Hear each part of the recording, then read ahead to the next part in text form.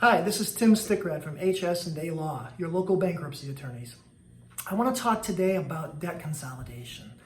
Debt consolidation is typically where you hire a company to go in and negotiate your debts, your credit card debts in most cases.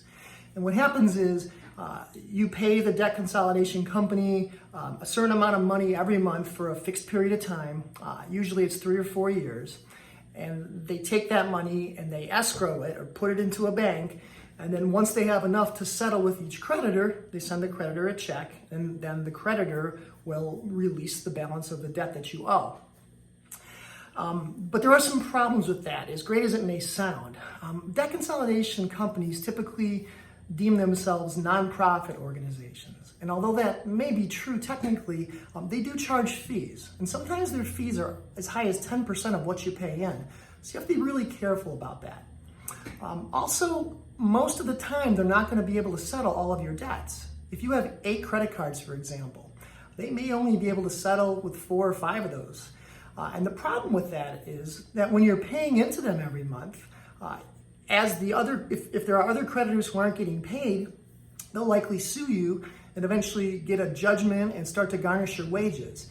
And when they do that, the debt consolidation payment no longer is affordable to you. So that creates a real problem. And in those cases, most of the time, the whole thing implodes and you wind up right back where you were, having spent thousands of dollars for nothing. Another problem is if you're on time and current with all your debt, the consolidation companies will tell you that you have to fall behind at least 3 months before they can help you. The reason for that is because the credit card companies have no incentive to settle a debt with you if you're paying on time, because that's what they want you to do. And until you demonstrate that you don't have that ability anymore, you're not a candidate for debt consolidation. Finally, in a perfect world, if you get through a debt consolidation program and you've paid everything and you've saved a bunch of money, they don't tell you about this little nugget. You're probably going to have to pay tax on the amount of money you saved.